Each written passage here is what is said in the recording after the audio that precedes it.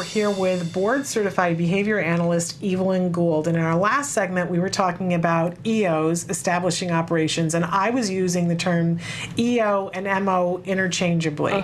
And so we had a little discussion. They kind of are, but MOs is motivating operations, and basically an EO is a kind of motivating operation. So MO is the umbrella term for different kinds of operation.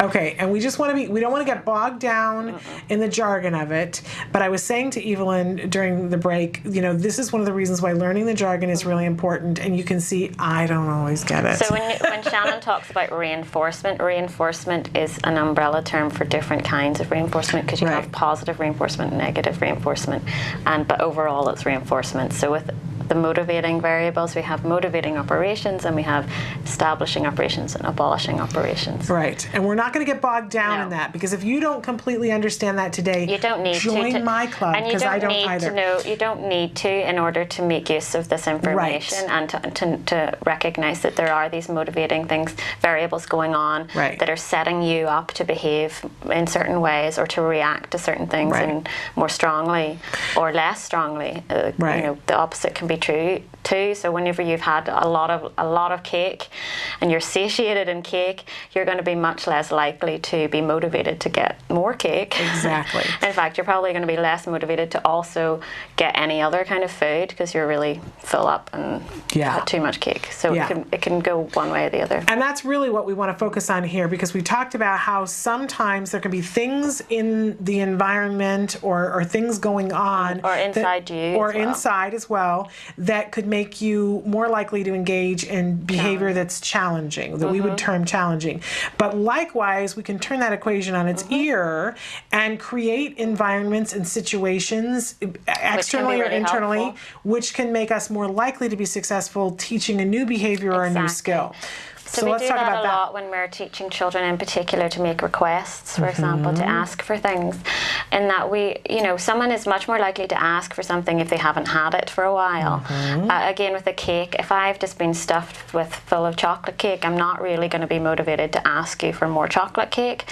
So the same thing with our children when we're teaching them to make requests. What we usually do is we kind of cut down their access to something or limit their access to things they're really motivated for or really like, and then that gives us kind of more control over or it makes it more likely that we're going to be able to motivate them to get them to make requests. Does that make sense? It does make sense, but I think it's always best when we give examples. So for example, if I'm trying to at the very beginning trying to get a child to make requests, obviously you have to want something to make a request. So I want to create that want. So if I know the child really likes yogurt, for example, I'm going to not just give free access to yogurts, because the child doesn't have to ask then. I'm maybe going to kind of keep it aside, and then the child's going to really want it, and then that's going to motivate the child to say, maybe I'm going to prompt them to say, I want yogurt, and then I'm going to give them some yogurt. And then to continue that, to keep that kind of, we call it a deprivation state, but it's really just to keep that want for the yogurt. I'm not going to give them the entire yogurt. I'm just going to maybe give them one spoonful. Okay. So then they still want it. So then they're going to make another request, or it's going to motivate them to make another request because they still really want it. Want more. So let me ask you this. Let me confuse this issue. Okay. So you don't give the yogurt freely, and you keep it to the side. But when you're wanting to work on it, do you take it out and like make? So if the child is really not requesting things, you've created the state where the child hasn't had it. Then do you like bring it out and tempt them with it ever? Well, yeah, it would depend on where you're at with working on the skill, but sometimes that's like initially that's what you might want to do, because children don't initially ask for things that they can't see. Right. We call that a puremand whenever a child asks for something that's out of sight. But initially we don't go straight to the puremands. We'll put the item out so they can see it, and that will hopefully then trigger them thinking, oh, I want that. Yeah. Exactly.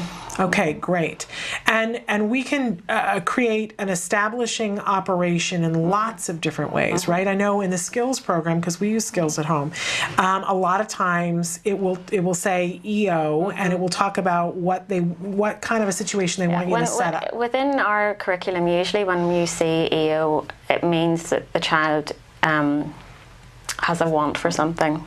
So somehow you're creating a need, the child needing and wanting something. So that could be that they haven't had access to a particular activity for a while that they really like, or maybe a person, mom, makes herself unavailable for a while, so the child, when the child sees mom walk past, they're more likely to ask for mom.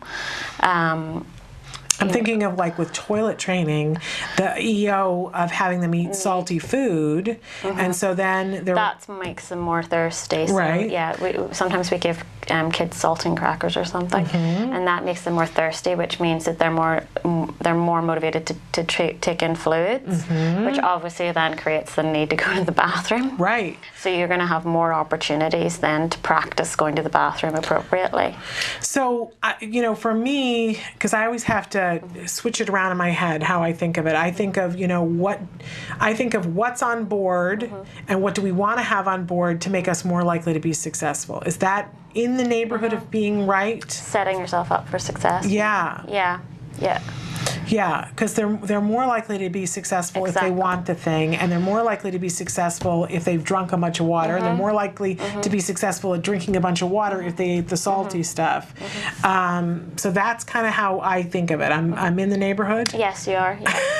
I just something that's popped into my head there. Yes. A good example of it every day. Okay. Example is two things.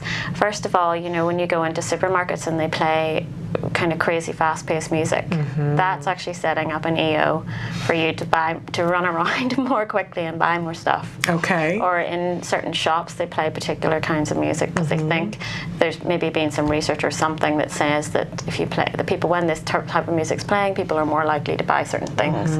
Or when you're selling a house, they say to cook bread in the house because that sets up an establishing operation of feelings of homeliness or wanting to nest or something, whatever is happening there.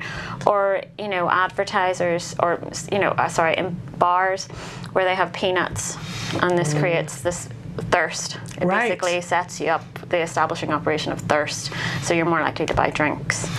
So we're being manipulated by these things all the time. Absolutely. For other people's positive gains. Right. So but if we start to think of that, if we start to think of that for our kids and ask ourselves, when we're about to do something, whether it's go to a birthday party or go and have the child's picture taken or something like that, taking a moment to ask ourselves, is there a way that I could set us up for success here? That there are things that we could do to set ourselves up for success. The thing about these motivating variables is they're not necessarily something that you just manipulate in a moment. There's things that you need to maybe manipulate ongoing. So for example, with the teenagers that I worked with in a residential home, they had a lot of challenging behaviors, and so one of the major components of the intervention there was manipulation of motivating variables, and so we got the kids involved with as much stuff as possible. So what we did was we started teaching them how to help around the house, and they had things that they were engaged in constantly, with the idea that this created a level kind of EO, a level state. So the kids never got so deprived or bored or understimulated that would trigger challenging behavior.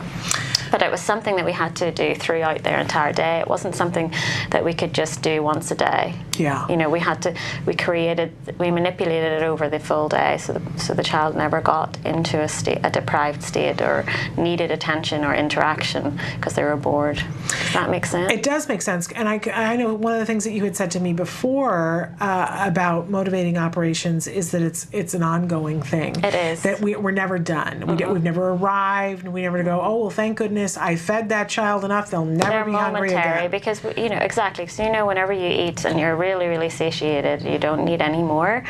But you're going to get hungry again. Like that EO is going to come back into effect. Yeah.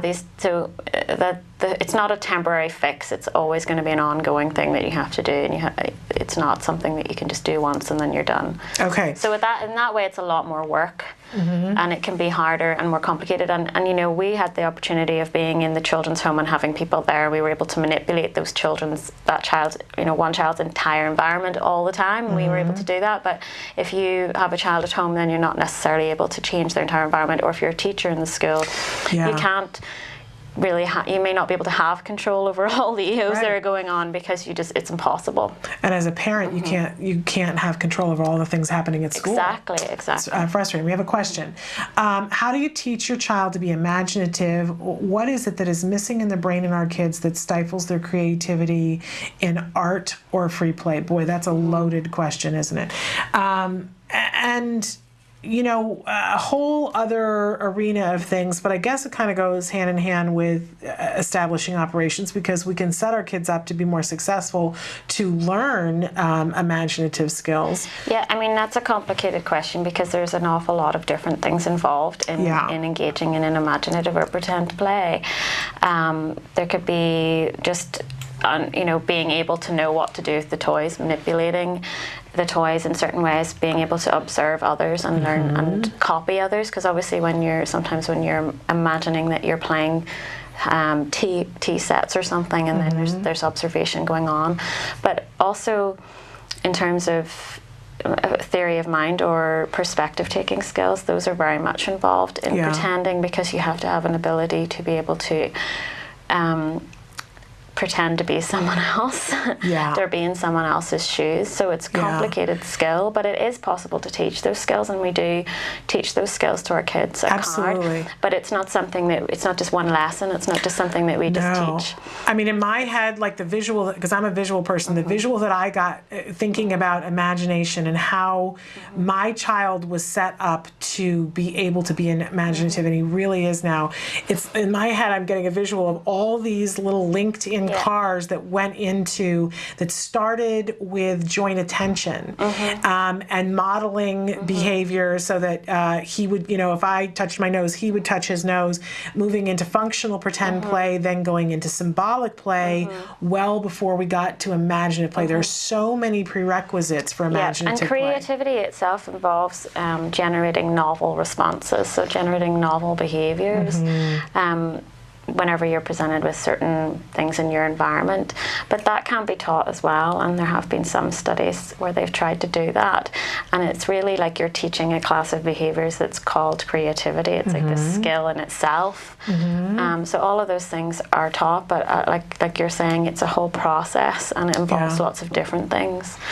And I think too, I mean, just like us, sometimes we tend to see things in a certain way, and then we see somebody else do it in a different way, and it gives us permission to do things in a different way. And for our kids, sometimes they're so busy coping with all the things that they have going on and trying to figure out what's going on.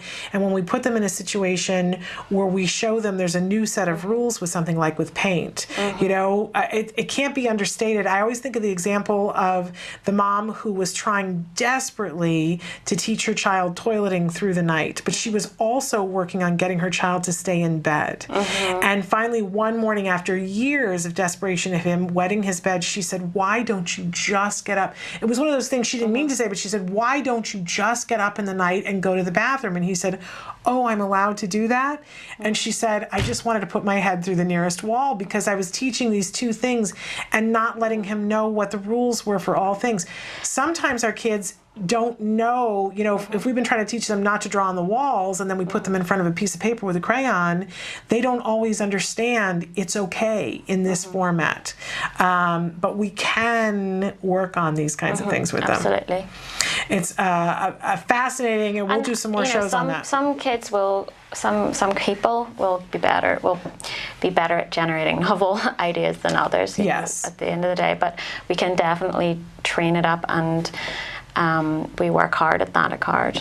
It's very important. Because if you think about it, like, it's very difficult to go through life if you aren't able to adapt to the changes in the environment, especially in social situations. It requires a lot of adaptation and changing your responses to one situation to another situation. And most jobs and most skills involve a certain level of creativity to be good at them. So it's something that's very important. And by the way, I just want to remind you that all those lessons I was just talking about, teaching the joint attention and what nonverbal imitation, and then functional pretend play, going to symbolic play to imaginary play. They're all in the skills program, so you can find them all there. I encourage all of you to try skills. There's a free trial. You can try it. I love it. But in any case, we have to let you go to send you back to other things, and we had so many more things to talk about, but we ran out of time. But thank you so much for being here.